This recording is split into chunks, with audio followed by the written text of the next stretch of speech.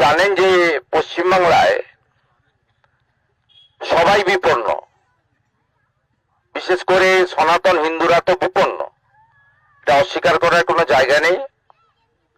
কারণ এখানে যে সরকার চলছে, এই সরকার তোষণের সমস্ত সীমা পার করে গেছে। এবং সাথে সাথে আপনারা দেখবেন কিছু বিষয়ে এই সরকার একদম ক্লোজ করে দিয়েছে, ক্লোজ চ্যাপ্টার যাকে বলা হয়। যেমন শিল্প এখানে আসবে না, শিল্প আনার দরকার নেই, এটা মুখ্যমন্ত্রী ঘোষণা করে দিয়েছেন। ৬,৮৮৮ শিল্প বন্ধ হয়েছে। শিক্ষা তো তিনি বন্ধ করে দিয়েছেন। শিক্ষা গত এক বছরে মানে ২৫-২৬ শিক্ষাবর্ষে এই রাজ্যে ৮,২০০ স্কুল বন্ধ হয়েছে। আপনারা নিজেরাও স্কুলগুলোতে গিয়ে দেখবেন 1 টিচার 2 টিচার এই ধরনের স্কুল আছে, নো টিচার স্কুল আছে।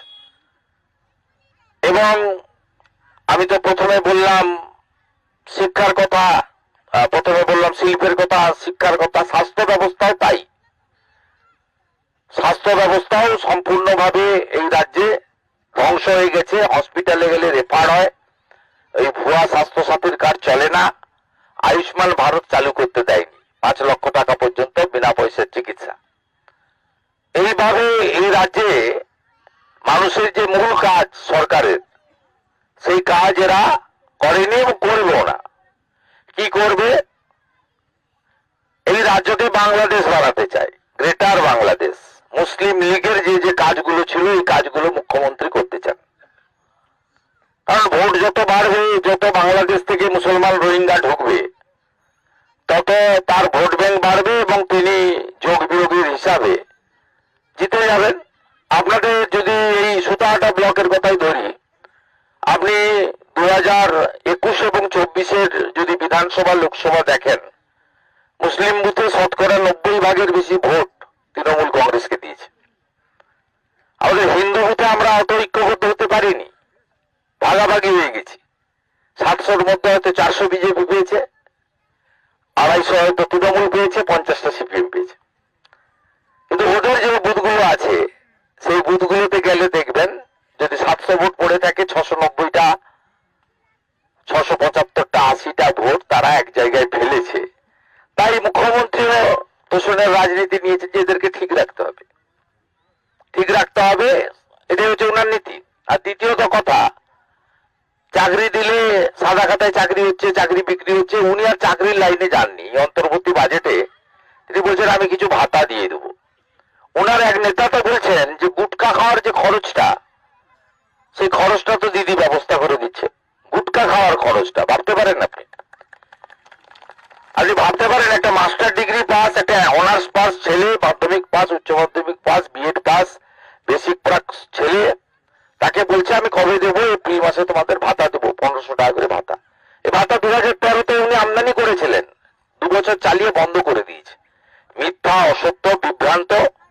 লক্ষ লক্ষ লক্ষ লক্ষ কোটি কোটি পশ্চিমবাংলার ২,১৫,০০,০০০ বেকার ছেলে, বয়স চলে গেছে, বিয়ে করতে পারেনি, রোজগার করেনি, খাওয়াবে কি? নিজেই খেতে পারে না, বাবা মার ওষুধ কিনে দিতে পারে না, সে বিয়ে করবে কোথেকে? এই মমতা ব্যানার্জির অত্যাচারে কত যুবক ছেলে তাকে অকৃতদার থেকে গেল, তাকে আর বিবাহ করতে তারা পারলো না। এই সর্বনাশটাও ইনি করেছেন। অন্যদিকে হাফ দাড়ি কাটার মতো অবস্থা। আইসিডিএস এ সামান্য, আশাতে সামান্য, প্যারা টিচার, সিভিক ভলেন্টিয়ার, কিছু সিভিক ভলেন্টিয়ার তোলা তুলছে। সে কতজন? ১,১৫,০০০-এর মধ্যে ৫,০০০ তোলা তুলছে, ৩০, ৪০, ৫০,০০০, ১,০০০ টাকা রোজগার করছে। বাকি ১,১০,০০০ সিভিক ভলেন্টিয়ার, তাদেরকে ৯,০০০, ১০,০০০ টাকা ধরিয়ে দিয়েছে। এইভাবে সর্বত্র কন্ট্রাকচুয়াল এবং ক্যাজুয়াল দিয়ে ভরিয়ে দিয়েছে। ৬ লক্ষ পার্মানেন্ট পোস্ট অবলুপ্ত করেছে, ৫১টা কর্মবিনিয়োগ কেন্দ্র বন্ধ করে দিয়েছে।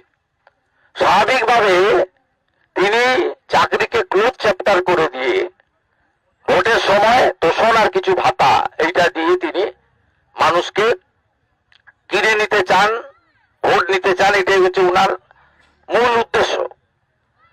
আপনাদের স্বাভাবিকভাবে এই জায়গায় দাঁড়িয়ে সকলকে ঐক্যবদ্ধভাবে এবারে পরিবর্তনটা আনতে হবে। পরিবর্তন কেন আনতে হবে? এই সীমাহীন তোষণকে ভেঙে দেওয়ার জন্য, হিন্দু স্বার্থে। হিন্দুদের ঐক্যবদ্ধ হতে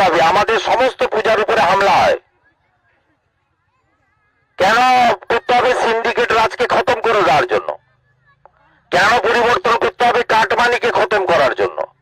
কেন করতে হবে? যাতে বেকার যুবক যুবতীরা যেভাবে কেন্দ্রীয় সরকারের মেধা অনুযায়ী চাকরি হচ্ছে, রেলে পরীক্ষা হয় ওএমআর সিটের ভিত্তিতে, কে কত লিখলো তার কপি নিয়ে বাড়িতে আসে, ওএমআর নিয়ে আসে। পশ্চিমবঙ্গের রেল কোনো পরীক্ষা করে না, পশ্চিমবঙ্গের ছেলে মেয়েদের পরীক্ষা করতে হয়, দিতে হয় উড়িষ্যাতে গিয়ে। তার কারণ এখানে পরীক্ষা সেন্টারেও জানলা খুলে রেখে পয়সা নিয়ে পরীক্ষা হলের মধ্যে দুর্নীতি হয়। দুর্নীতি নিয়ে এমন কোনো জায়গা নেই। নরেন্দ্র মোদীজি গত 11 বছরে পশ্চিমবঙ্গের জন্য কি কি দিয়েছেন? প্রচার কম, প্রচার নেই। অনেকে জানেন, অনেকে জানেন না, কারণ এখানে যিনি পিসি রয়েছেন মুখ্যমন্ত্রী, তিনি সব জায়গায় স্টিকার লাগিয়ে দেন।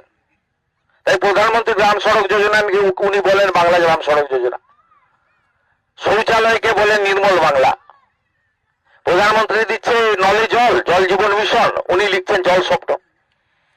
ভারত সরকার প্রধানমন্ত্রী অন্ন সুরক্ষা যোজনাতে চাল দিচ্ছে মাথা পিছু, চাল অথবা গম, গমটা পাচার করছে বাংলাদেশে, সেই পোকা গমটাকে আটা পেশাই করে প্যাকেটে ঢুকাচ্ছে, গবাদি পশুও খায় না। 7 কোটি লোককে প্রধানমন্ত্রী অন্ন সুরক্ষা তিনি খাদ্য সাথীর স্টিকার লাগিয়ে হাঁড়ি চিহ্নে ভোট দিন বলছেন। এই মুখ্যমন্ত্রী এই কাজগুলো করে মানুষকে বিভ্রান্ত করেন। ভারত সরকার কি কি দিয়েছে পশ্চিমবঙ্গে? ভারত সরকার 7 কোটি লোককে রেশন দিচ্ছেন, প্রধানমন্ত্রী অন্ন সুরক্ষা যোজনা। আমরা কখনো বলি না বিজেপি দেয়, কখনো বলি না ভোট না দিলে কেড়ে নেব। কে কার কেড়ে নেবে? ভয় দেখায়, ভোট ভোট ভয় দেখায়। এই যে ময়নাতে 2টো অঞ্চলে লক্ষ্মী ভান্ডার বন্ধ করেছিল, আমি মহিলারা একদম শক্ত ছিল, হিন্দু মহিলারা, আমি হাইকোর্ট করে কাল মুড়ে গত সপ্তাহ টাকা আদায় করে নিয়েছি। একটাও হিন্দু মহিলার, একটাও বিজেপি সমর্থক, ওটা বাপের টাকা নাকি? সরকারের টাকা, সরকারের টাকা, জনগণের টাকা, ভোট হয় নির্বাচনের মধ্য দিয়ে। তাই একে সরাতে হবে, শপথ নিতে হবে আপনাদের। বিশেষ করে তফসিলি সম্প্রদায়ের অবস্থা কি? শিডিউল কাস্টদের ভুরি ভুরি সার্টিফিকেট, যারা এসসি নয় তাদেরকে সার্টিফিকেট দিয়ে আজকে এসসিদের অধিকারকে কেড়ে নেওয়া হচ্ছে, 1 নম্বর। দ্বিতীয় নম্বর হচ্ছে বাবা সাহেব আম্বেদকর সংবিধানে আপনাদেরকে 22% সংরক্ষণ দিয়েছিলেন শিক্ষাতে, চাকরিতে। পরবর্তীকালে পঞ্চায়েত পুরসভাতেও সংরক্ষণ পেয়েছেন আপনারা। আপনি বলুন এই 22% যে সংরক্ষণ, এই সংরক্ষণ আপনাদের চাকরির ক্ষেত্রে ছিল। মমতা ব্যানার্জি গত 15 বছরে মোট 6 লক্ষ পার্মানেন্ট পোস্ট তুলে দিয়েছে। তার বিনিময়ে কি কি নিয়োগ করেছে? 1,15,000 সিভিক ভলেন্টিয়ার নিয়োগ করেছে।